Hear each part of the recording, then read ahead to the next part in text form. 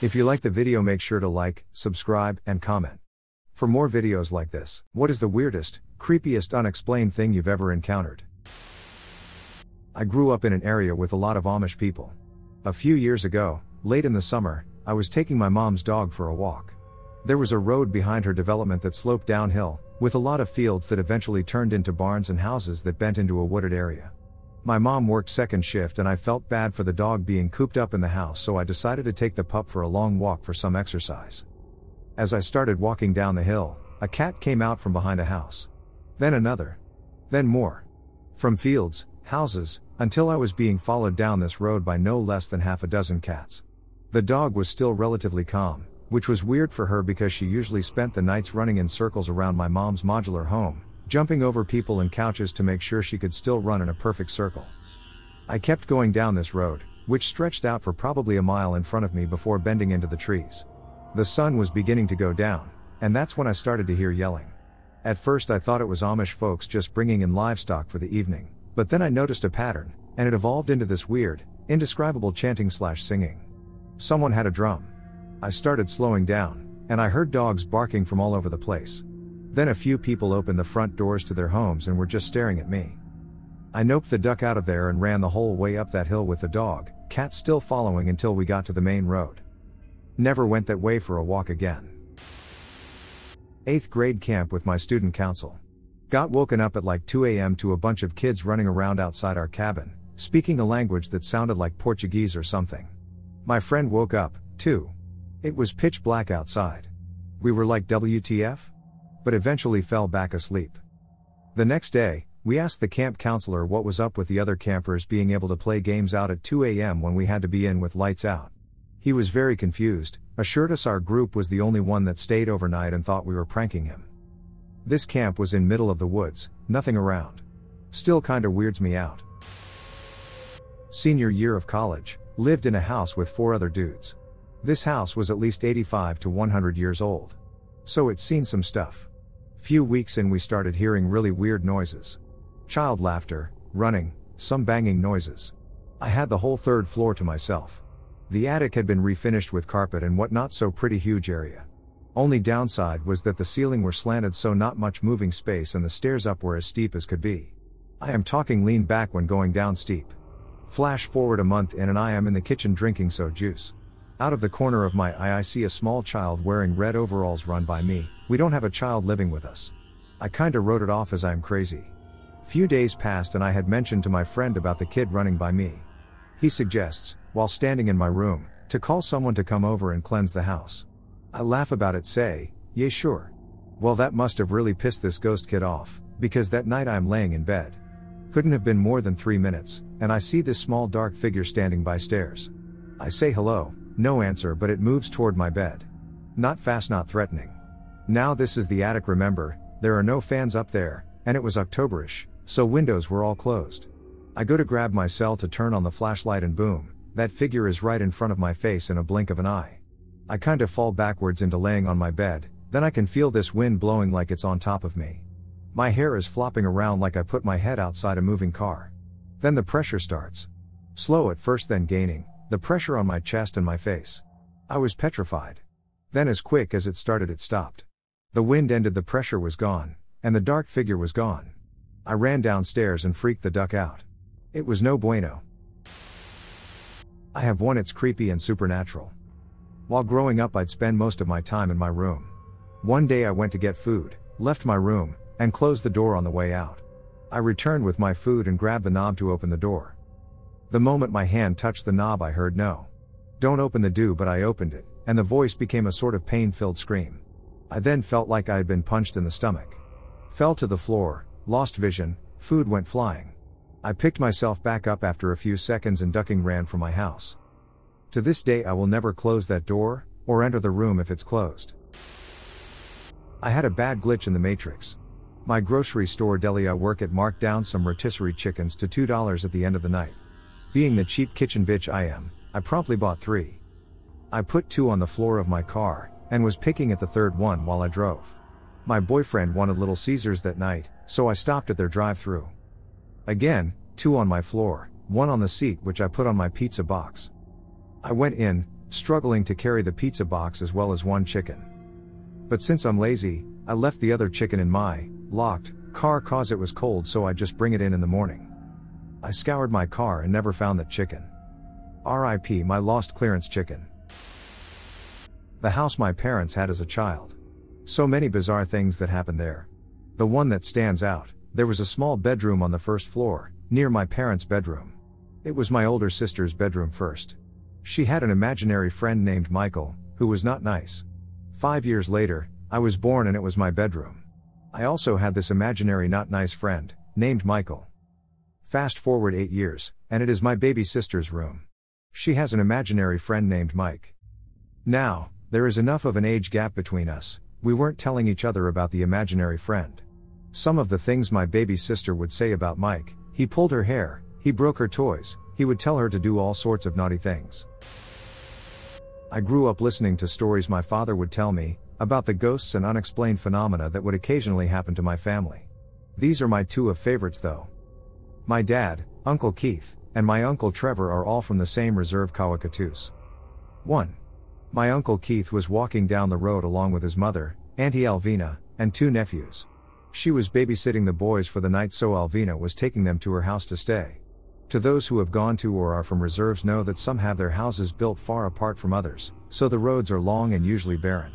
Each time Auntie Alvina went to babysit, she would have to walk 2 miles to her place there and back, so altogether it's a 4-mile walk. Anyways, it was a summer night and the moon was full. Auntie Alvina was holding her nephew's hands as they walked, and Uncle Keith was following beside and keeping his mother company. While walking, Uncle Keith spotted something in the ditch, white shapes sitting down circling around a small tree. As they drew closer, these shapes turned out to be white figures with pointed heads, pointed noses, pointed chins, no mouths, with long slanted eyes that were impossibly tall. This ditch was about 10 feet deep, their size being about 10 to 11 feet tall, because while sitting in the ditch they were eye level to the road. When Keith seen that, he elbowed his mum to ask if she knows the same thing. She said yes, then she hissed at him not to stare at them. As they got closer yet, Keith noticed that these figures seemed to be speaking to one another, nodding and bobbing their heads while looking at each other, but no sound was coming out. Her nephews noticed too and started crying. Auntie Alvina tried to hush them as they walked past. Out of the corner of his eye, Keith could see that these figures noticed and began staring at the 4 of them. That's when his mother told them not to run. They kept waking as they could see the approach to their house, and Keith had every desire to run. As they got closer to safety, they could hear these figures following and walking in the ditch behind them. Finally they made it to the house. Keith runs the last few steps, and as he's closing the door he turns and sees the 5 or 6 creatures standing and watching from the road. 2. Same uncle from the last story. When Keith was in his early 30s he began dating a woman named Missy. One date night, Uncle Keith went to Missy's house to pick her up. He approached the door and knocked. Missy let him in and explained that she was still getting ready, so Keith sat in her living room and waited. As minutes go by he hears bells ringing, and wanting to be a polite guest he calls out to Missy, but there's no answer. A few more minutes go by and he hears bells again, and called Missy again. This time she comes out ready and asks him what? He says, "Didn't you hear your doorbell?" Missy gives him a funny look and just says, "Let's go." They go on their date, he drops her off and nothing happened after that. And he left it as that. A few months later they're living together and renovating their house, the same house as before, and while renovating they had to remove the door to their master bedroom. So for privacy they hung a blanket up in front of the doorway. One night Keith was startled awake by Missy screaming beside him, and as he woke up fully he looked at her to see the horror on her face as she stared at the doorway. Following her gaze he sees the curtains pulled back, with a tiny creature about the size of a small child, impossibly huge eyes, just staring at them.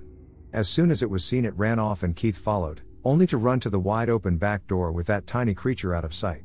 One thing I forgot to add, Missy explained that her house never had doorbells. A few weeks ago, I was studying in the school library until leaving to meet my wife in the late afternoon. The desk that I always sit at is a rectangular glass table positioned in a way where one of its long sides touches the wall. 2 chairs can fit at the table. I tend to sit in the one on the right side. As I was packing up to leave, I pushed myself away from the table, as the chair rolls, and stood up to grab my backpack which was leaning on the right front leg of the table. I zipped it up and reached for my lunch bag which was placed on the table to the left of where I was sitting. Without looking, I reached back to grab the chair I was sitting in to push it under the table, but was met with nothing but air. I looked back and was astonished to see that my chair was gone. Confused, I assumed that someone took it while I wasn't looking, but I was literally the only person in that whole section of the library, as it was closing in the next couple minutes. It's a wide open room too, so you would think it would be easy to spot a runaway chair. Maybe there was only one chair at the table to begin with. I thought, as there was still one chair placed under the left side of the table. I probably would have walked away from this situation thinking that was the case, if I had not remembered, shamefully, wiping my hands on that chair maybe 30 minutes prior after eating an orange while I was sitting in my own chair. I didn't really know what to make of this, and still don't. I have never had any type of experience like it. I kind of chuckled, almost like you do when you're embarrassed, and I could feel my mind scrambling to make sense of the situation. This wasn't me but my dad. He used to live in Montana and he had 3 horses which he kept on some land a few miles from where he lived. He went one morning to feed them and found that the mare, which actually belonged to my pop, was dead. She had some cut on her and was laying in the middle of a circle of blood, as if she had been led in round and round while she was bleeding. Also, there was a whole cut in her backside around her private part. My dad called the vet to come out and he called the sheriff and a few other vets came as well. They did an autopsy. My dad watched them skin the horse's head. It was totally bruised as if she had been beaten. Her mane and tail were braided as well, which they hadn't been previously. The sheriff comes back to my dad and tells him the cause of death was skunks, that they had eaten the hole in her backside and she bled to death. He told my dad to look closely and he'd see the edges of the hole look like pinking shears, which was an indication of the teeth. My dad said it was totally smooth. They then refused to give my pop the autopsy report, and when my dad visited the vet again a few days later, he told my dad it was skunks and to go away. My dad said the vet had been seriously disturbed before and he was the one who originally called the sheriff. This is going to sound fake. But whatever. Here it goes. Disclosure, I don't believe in the supernatural, I'm a very depressed atheist, but this did happen and it relates directly with the question. Back in 2006, when I was an edgy teenager with edgy teenager friends, we would take my sweet 1994 Toyota Camry to our local graveyard at night, because I guess that's what we thought was cool. It was a regular thing we did, and figured that, as long as we remained respectful, the graveyard was a pretty decent place to hang out. One night we all decided to play Ouija in a mausoleum, and our whole setup was super cliché. The moon was full, we had cheap dollar store candles in a little star shape, a self-proclaimed Wiccan lit rosemary for some reason, and the placebo effect was full swing. All of us placed our hand on the plastic ghost speaker and started our journey to harass the dead. That is, until we heard a loud crash behind the structure walls. Everyone was thoroughly freaked out, and fled the mausoleum with no regard for each other's safety or well-being. We talked about it the following day, deciding to go back and check it out. In the same general area where we heard the crash, it looked as if someone started repair work. There was a huge crack surrounded by caution tape. I have lots of weird stories, but here are 2. The first one takes place at my parents' home. I was over there over the holidays with my daughter, who was probably 3 to 4 at the time. I was getting ready to use the microwave to heat a burrito and I was standing in the kitchen looking out at the TV. My daughter started pressing all the buttons on the microwave randomly, like kids do with nearly anything with buttons, and when I told her to stop and was about to put my burrito in, I saw the word child written where the digits of the timer are supposed to be. I was so confused, my mind couldn't comprehend. I put my burrito in and told others, but they didn't believe me. I should have shown them first. The second creepy incident also happened at my parents' house. My mom finished cooking and was calling my dad from the backyard to come eat, only to turn around and see him sitting on the couch. She goes back to see who it was in the backyard, only to see no one there. They both looked the same but were wearing completely different things. Their backyard is fenced in, so it's not like somebody could walk off. Maybe not so much creepy, but stick around for this. Once I was approached by a medium, who I do not believe in, and she told me a man named Pop I think, told me that you are his beauty, beautiful? You're his beautiful? And he mentions the yellow mailbox to validate that it is him. And he said to tell your dad that he is not mad about the knife, and he never was. My grandfather, Pops, passed when I was about 8 or 9. He never called me by name, but always said there's beauty. Hey beauty girl. That's my beauty. Whenever I'd go over to his house, I'd ride by bike in the street, and he'd watch from the yard and tell me not to go past the yellow mailboxes by the end of the road. I then asked my father, what's that knife story? And my father, who's essentially the toughest man alive, broke down in blubbering tears. He said when he was 12, He took his dad's pocket knife out of his drawer and showed it to his friends and kinda carried it around because that was a cool thing for rambunctious boys in the 50s, I guess. One day, a babysitter stole the knife off my dad's nightstand. My dad freaked out, and cried because his father was gonna kill him. He eventually told his dad, and his dad gave zero response back to him, just kind of shook his head and slowly went back to what he was doing. For some reason, hearing that my pops wasn't mad at my dad was like a huge validation for my father that his dad is in a good place, and that his soul is here. Since then, I'm not such a skeptic anymore. I do not believe in the supernatural at all, but in May of 2001, my father had a nightmare that vividly described the 9/11 attacks. I had a friend sleeping over that night and, in the morning, my dad was extremely shaken up. Very rattled, despondent. He told my friend and I all the details about what he had dreamt. He said that a voice kept asking throughout the dream, "Are you sure you want to know?" He kept saying yes and would then be shown more and more images, a fast-moving object in the sky and people pointing up at it from city streets, a large explosion in Manhattan, a political/cultural shockwave all around the world. Definitely the creepiest of all was his description, in May mind you, of people walking around NYC like zombies, covered in gray ash and blood all over their bodies. As he described it, so much ash that it was piled up for inches on their shoulders and heads. So much ash that their faces were unrecognizable. He was convinced that this was not a normal nightmare and he kept emphasizing that he felt he was being shown something, like he wasn't alone during the whole thing, and that element made it very unlike a typical dream. My friend and I were creeped out, but we didn't really talk about it again, and I think we just thought Dad was being weird. My friend called me on the afternoon of September 11th and was extremely freaked out. He reminded me of the dream, and we both just kind of sat there silent on the phone. The dream was very accurate. Exactly what we were seeing on television. A few years ago, 2012 or 2013 I think, since I was still in high school then, I was at a party with some friends and as the night goes on, maybe 11 to 12 at night, one of my friends and I go outside to have a cigarette. The second we get outside there's just this completely awful, foul smell. Like just blood, vomit, piss, and death all at once. Now this was somewhat the middle of nowhere so we just figured it was a dead animal and went on with having that cigarette. Less than a minute later we hear something moving in the dark and sure enough, a deer comes hobbling into the very edge of the porch light. So we just mention "Aw, how cute" and the like. But then I noticed something, one of its front legs was messed up in some way. And I'm talking like broken in multiple places, messed up. So my friend and I are slightly off put by this, less than we should have been since drunk, and finish up our cig and go to head inside.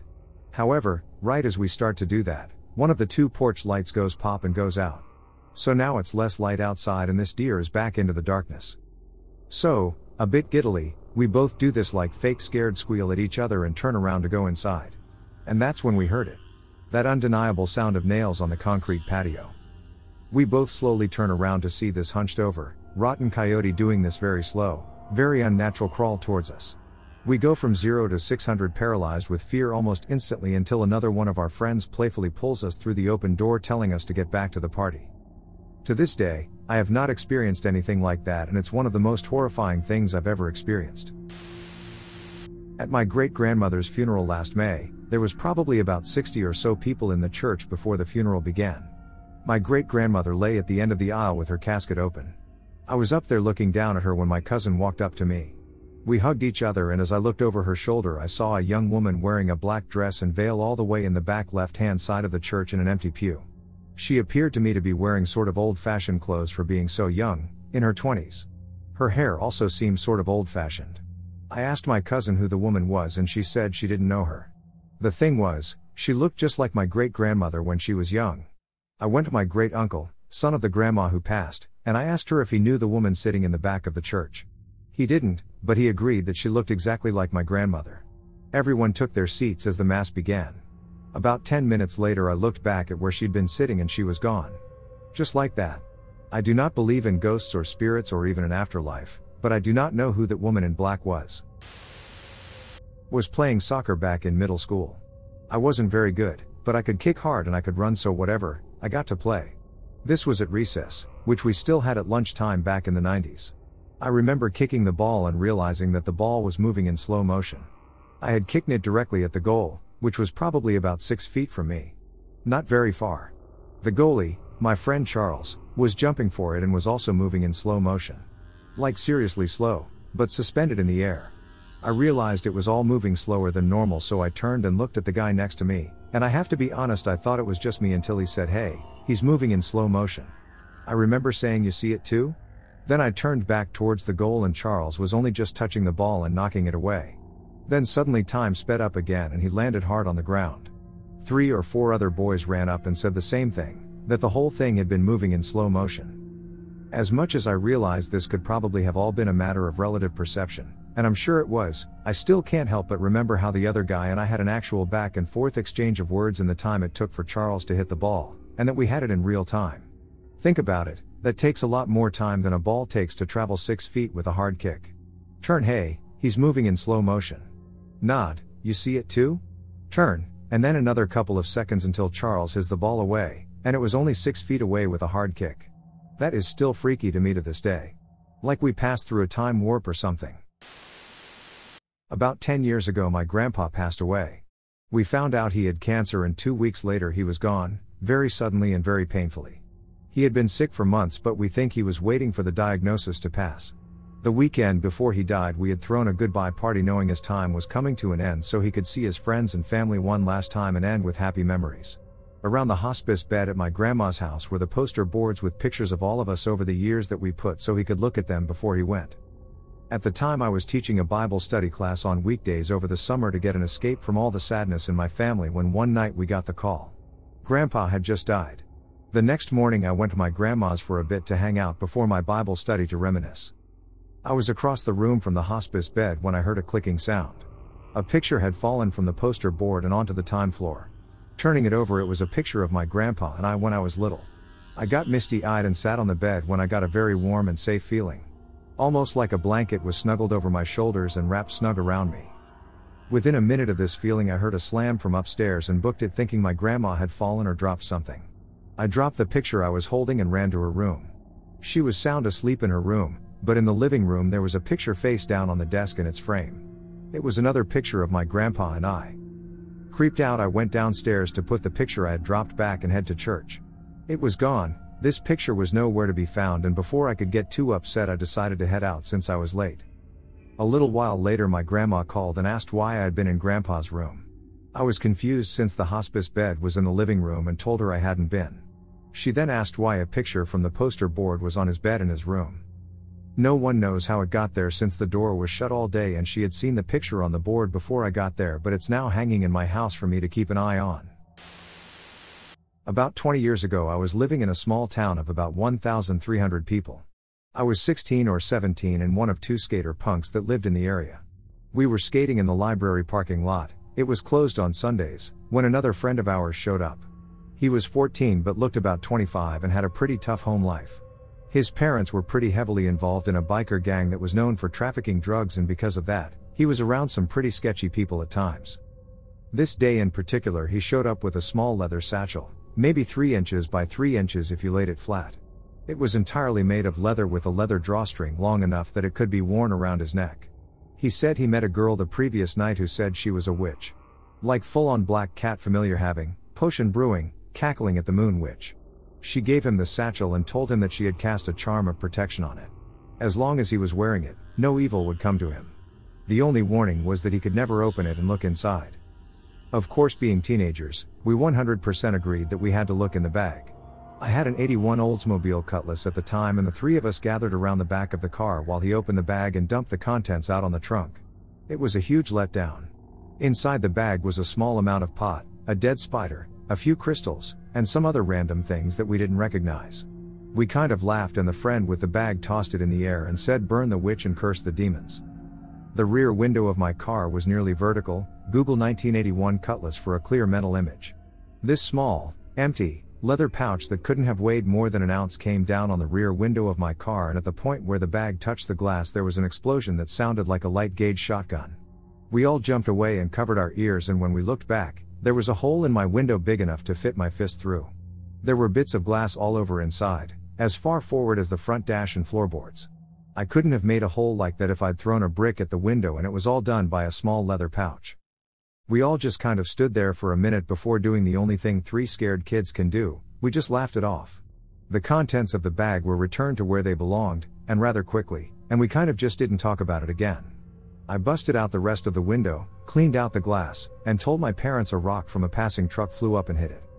20 years ago, and I think about that little bag just about every day. I shared my old bedroom with the ghost of a little girl.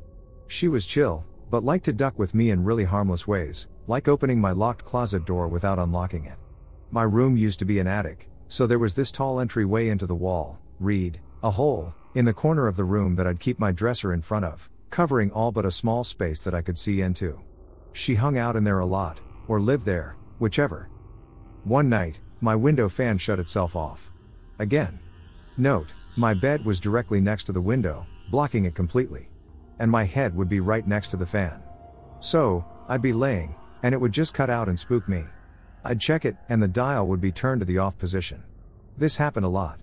This time, I got annoyed, and took one of my heavy blankets, and stuffed it into the open space that led into the wall, so she couldn't get out. That went about as well as you'd imagine. A few minutes go by, and I started hearing breathing.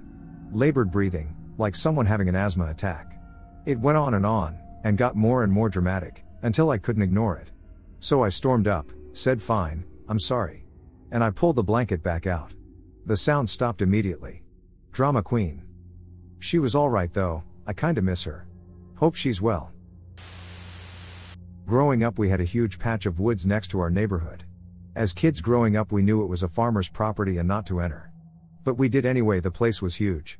Well, one day we were feeling courageous and went further than we had been before. It was around October, so the leaves were falling, which in turn gave us more visibility to the unexplored. As a result, we were more courageous. Moving forward, we stumble upon one of our greatest childhood adventures. I was 10 years old, a huge, completely finished tree house. It was camo to the max, so it was kinda hard to see from a distance. So of course we go up in there and it's all fun and games until we find a rope containing skulls of various animals on it. And even one cow, lol. Basically pillaging this man's treehouse/hunt stand, we find a pack of smokes, which to us was like gold, and we all had a cig. Literally, as I go to life mine, we hear an engine freaking out. We looked out the window to find the old man who owned the property on a quad with a small pig literally hog tied to the back of the quad. He pulls up right under the treehouse, and I'm like, duck me sideways, I'm about to get grounded if I got caught, so we squat patiently in the treehouse. The old wrong turn/hills have eyes looking man pigs the hog up and hangs it upside down on one of those deer gutter things. The sound of a pig squealing scared the tits right off me. What happens next made me shit. I always loved animals. When my dad spanked my dog, I would cry, I was little. But this guy cuts the throat of the pig and we're like 10 feet above him watching in horror. The sounds the pig made were so terrifying, I noped the duck right out, ran out and jumped and rolled like Zelda. I heard the old man yell, "Hey!" And I ran straight home, did not look back. My friends got caught and didn't snitch, so I was not grounded. Turns out the old man was pretty cool. He just was stern on people being on his property cause he hunts there. Years later I would fish on his pond. With his permission, of course. This happened nearly 20 years ago. At the time I spent free time hanging out in a Yahoo chatroom for residents of Philadelphia, even though I live 1.5 hours from the city. There was a group of regulars who hung out in the room and we all knew each other, but non-regulars would show up frequently and we'd often chat with them. One day one of these non-regulars showed up and I mentioned where I was from. Shortly after that I got a private message from the guy. He said he lived in Florida, but grew up where I live. I also grew up in here, so I know the area and its history very well. We started talking about the area and he knew it very well, although he knew it for many years in the past. Before long we were talking about people we knew. Turns out the guy knew some of my uncles. Then he asked if I knew about a murder of a constable that happened at a campground a few miles from where I grew up. I said I didn't. He then told me to ask 2 of my uncles what happened the night of the murder and signed out. I never heard from that person again.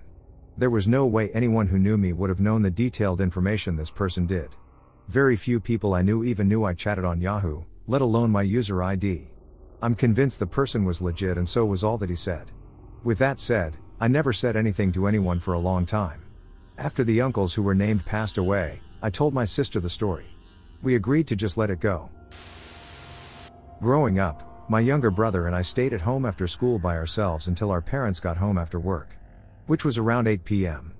One day, we got home early after a midterm exam. There was lunch in the kitchen. We served ourselves and headed to the living room with our plates to watch some Doraemon. My brother took the couch that was against a wall right opposite the TV, and I sat on the floor in the middle of the room just below the chandelier. Halfway into the lunch, as I was intently watching cartoon, for no reason whatsoever, I happened to look up. I noticed that the chandelier was mid-air, not connected to the ceiling in any way, and even before I could process that information, my legs uncrossed, lifted me up, and I ran to the other end of the room faster than I consciously can. The chandelier fell. The crystal balls scratched the marble floor, the floor was covered in shards of glass, and the steel plate had deep dents, but I was unhurt. My brother, who had a clear view of the entire scene, did not even realize that the chandelier was about to fall. He was astonished at how fast I ran, said it was unreal.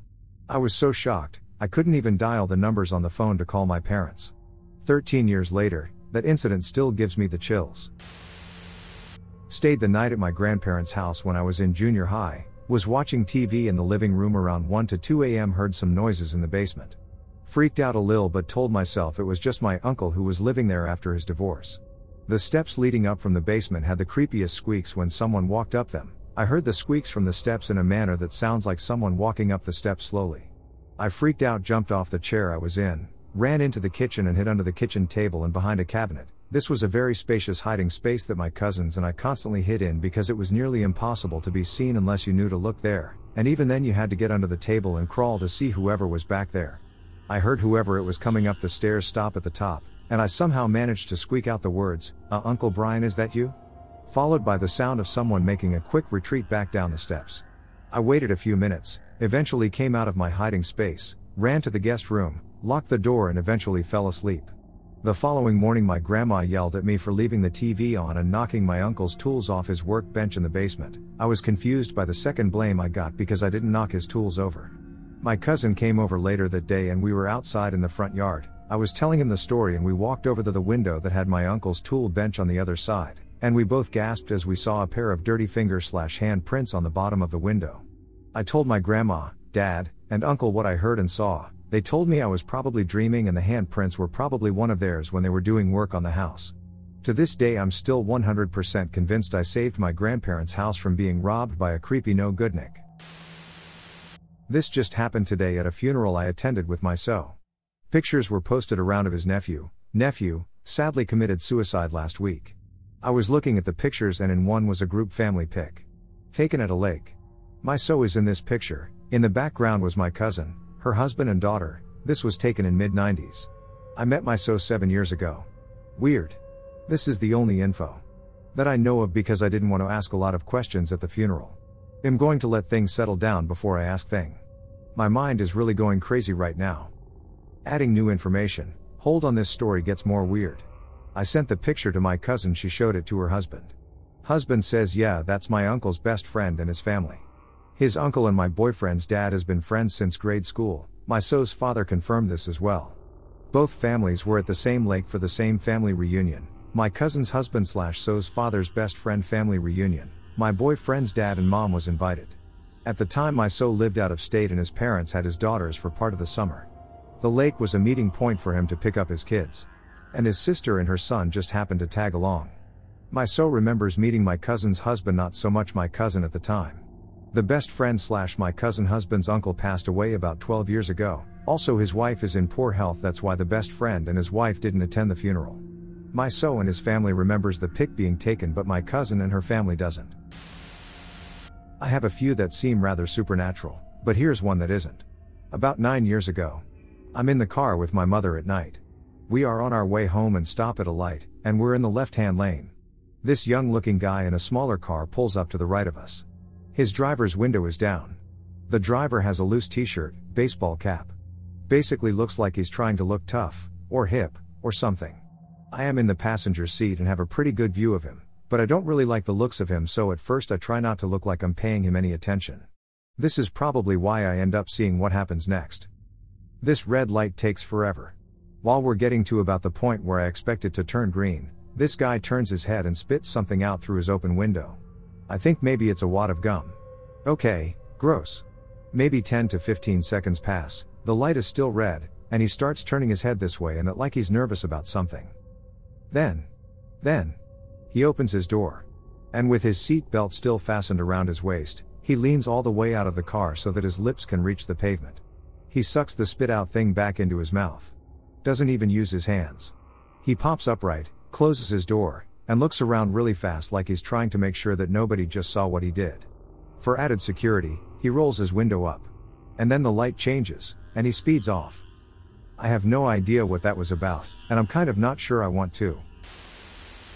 It seriously happened to me. 2 months after my brother and his wife bought a new house, they had to go out of town and needed their cats fed. Their house and my office are both a good drive from my apartment, but only a few minutes away from each other. My brother said if I wanted, I could just stay over in the guest room rather than driving among the 3 places. So I got the keys and instructions. I was staying there 3 nights, Monday to Wednesday. Monday evening was uneventful until about midnight. I was lying on the living room couch, watching Conan, with a cat lying on my chest. I started to drift off to sleep. The next thing I knew, I was standing in pitch black darkness. I completely freaked out. I had no idea where I was. I felt around in the dark and felt nothing. Finally I realized there actually was a faint blue light coming from above. I moved toward it and then understood where I was. I was in the ducking basement. The light was coming through the basement door at the top of the stairs, which leads to the kitchen. Just enough moonlight apparently made it through from a window elsewhere in the kitchen. I bolted up the stairs, turned on the kitchen light, and closed the basement door. I was terrified until I calmed down enough to come to the conclusion you probably already came to. I had sleepwalked all the way down the stairs, after opening the basement door, which I know was closed. A couple things are important to the story. First, the basement. The house was very nice, actually, more than they should have been able to afford. The only exception was the basement. I had only seen the basement once, when I first got the tour. It was totally unfinished and was the one major thing they wanted to fix up. All they had down there was some boxes and the washer/dryer. I had no reason to want to go down there and had kind of forgotten it existed. The other point is that sleepwalking is kind of a thing in my family, an inside joke. My brother talked in his sleep constantly, and would sleepwalk sometimes, and it always scared the hell out of me. The idea of people doing things in their sleep just creeps me out to the core, still does. My brother knew this and would tease me about it, so it was known in my family that I had this phobia.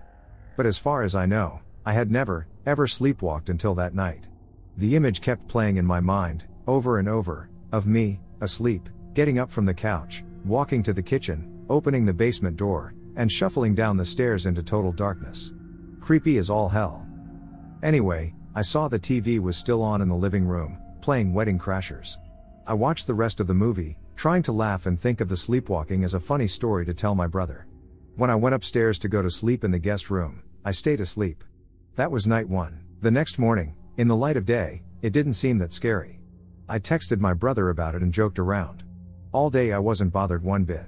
But as I'm walking out of my office to my car, I'm overcome with this sense of dread. All of a sudden, the thought of going to sleep in that house, and maybe sleepwalking again, is scaring me. So I had a plan. I stop at the hardware store and pick up one of those rubber door stopper wedges. At the house, I jam this into the crack under the basement door, and kick it in until it's as far as it can go. I test out trying to open the door, and it won't budge. Perfect. Later, I go upstairs and fall asleep. When I wake up, I swear to God I think I'm dreaming. I was standing in darkness again, but this time I know exactly where I am. The smell is the same. The concrete floor under my feet is the same. I look around for the light from upstairs, and it take me longer to find it because it's farther away. Last night I was only a couple of feet from the stairs, this night it was maybe 10 feet. I run up and turn on the kitchen lights. I see the rubber wedge on the floor, a couple of feet away, as if tossed there. Again, I can't stop picturing myself sleepwalking.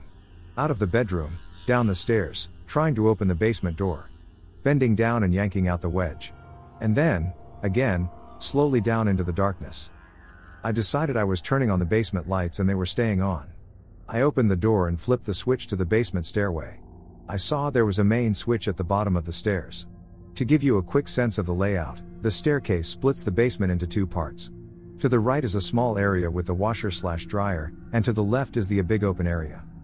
Anyway, I walked down and turned on the lights for the whole basement. That's when I noticed something I hadn't noticed when my brother gave me the tour. About 10 to 15 feet away, in the big area, there was a door to what looked like a small closet. This door was closed, but had no doorknob, just an empty hole, so it looked like it would freely swing open. I realized it was very close to where I had just awoken.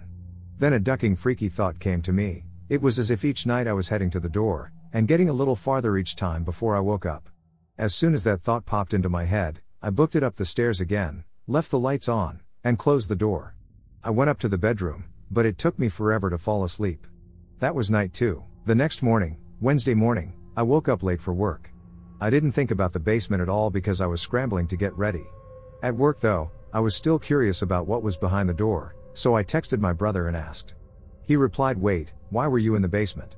I realized that when I texted him the day before, I never actually told him where I woke up. So I tell him I woke up in the basement, actually twice in a row. After a while, he sends this novel-length text about how the basement is creepy, not to go down there, etc. How they tried putting the litter boxes in the basement and the cats made a mess in the house because they refused to go down. How he volunteers to do every chore other than the laundry so he doesn't have to go down there. He says all this stuff, and it's surprising to me, because my brother never believed in the paranormal or superstitions, ever since we were kids.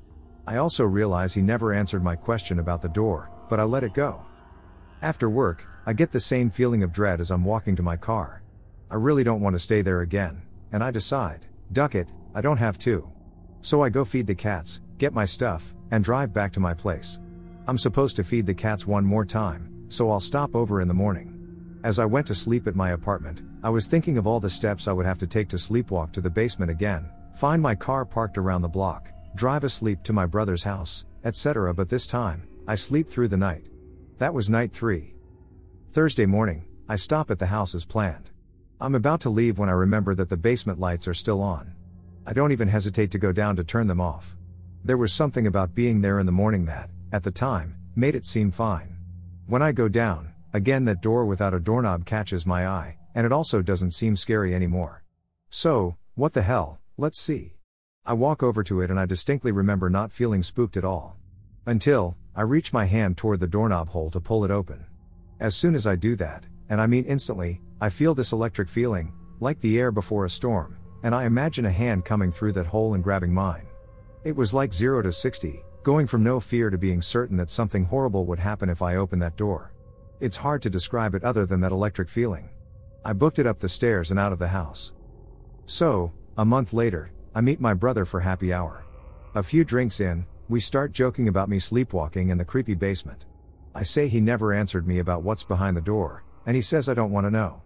Joking at first, but then insisting. Finally he tells me, and I don't believe him, he's my big brother and has only bullshitted me about 1,000,000 times in my life. This was his explanation. The previous, and first, owners of the house had a teen daughter that used the basement as her bedroom. The door was to her closet, where one night she curled up, took some pills and killed herself. The family was going to remodel the basement, but after tearing it apart realized they couldn't do it and had to move. That was why only the basement was unfinished, and why my brother was able to afford the place. The seller had to disclose a suicide happened in the residence. He said if I didn't believe him, to look up the market values of the identical houses in his tract. I know how much they paid for their house and it was way lower. He and his wife considered themselves rational people and figured it was a bargain, but didn't want to tell anyone. After they moved in, his wife was fine with the basement, but he grew to hate it. He apologized for not saying anything to me before I stayed there, but he never thought I'd have any reason to go down there. Now here's what that convinced me. I said okay, the only thing that makes me kind of believe you is that the last morning I was there, I went over to the closet door, and at this point, I see my brother's face change, and I continued, when I went to open it, the air felt like and at the same instant, I say electricity and my brother says electric. At the same exact time. I saw his face and knew he was telling the truth. I've never stepped foot again in that basement, and I haven't sleepwalked since.